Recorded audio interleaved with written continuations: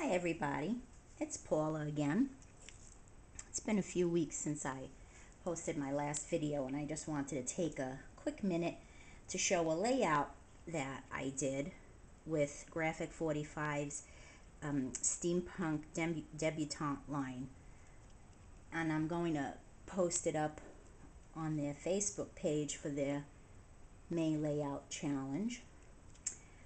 This layout was inspired by a favorite book series of mine. This is the Parasol Protectorate, or the Alexia Terabotti series by Gail Carriger, hence the title Parasol Protectorate. As you could see, Alexia has her fancy parasol with her. Wherever she goes, her parasol is with her. And it is definitely steampunk, this series. You can see the little flying contraption in the back. I love the series, I love the characters, and I felt this line fit what I wanted to do perfectly. So I cut out this big character to represent Alexia. This is chipboard that I made with my gypsy. Gosh, I've had this on my gypsy for months and I've always been waiting for a reason to use it, and I cut it out just for this purpose, to use with this layout. And I had an old book that I've kept to use the pages for various things, and so I put book pages back there to represent the book. And I just kind of distressed the edges and put this rust paper behind it and tore the Graphic 45 paper around the edges and such, so it would show through. This I cut out, it was from one of my carts. I think it might have been Sophisticated, but I'm not no, Picturesque. This was from Picturesque. It's actually a compass, north, south, east, west, but it's very steampunk-esque, so I used that with it. These were just some fussy cuts I did, all the butterflies. I tried to use as much of the paper as I could.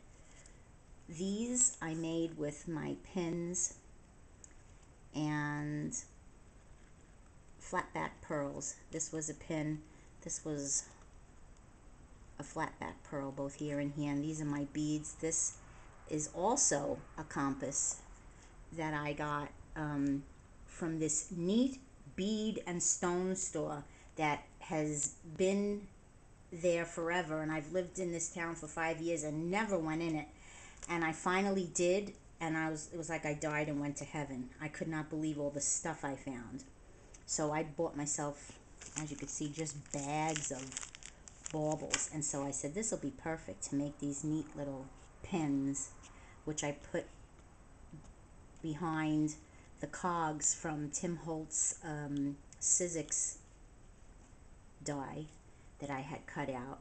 I used my foam adhesive squares to give depth and lift to a lot of the different aspects, like the cog, the girl, this little cutout here that I did, just so there was different dimension. And then these are metal flowers that I made using Tim Holtz tatted floral die. I had seen Jim the Gentleman Crafter did a little tutorial on how he made his flowers, and I just said this is perfect for the steampunk layout, and I really like the way they came. It's pretty neat. The same premise as I used when I made the flower ball or flower bomb home decor piece, just slightly where you're using your tool to get them to curve, just a slightly different pattern of flowers in layers. But I love the foil tape I used. I got it from Home Depot. It's ductwork tape, just plain aluminum tape. And it takes a little work getting the dye on them. I use not just the not distress, alcohol ink.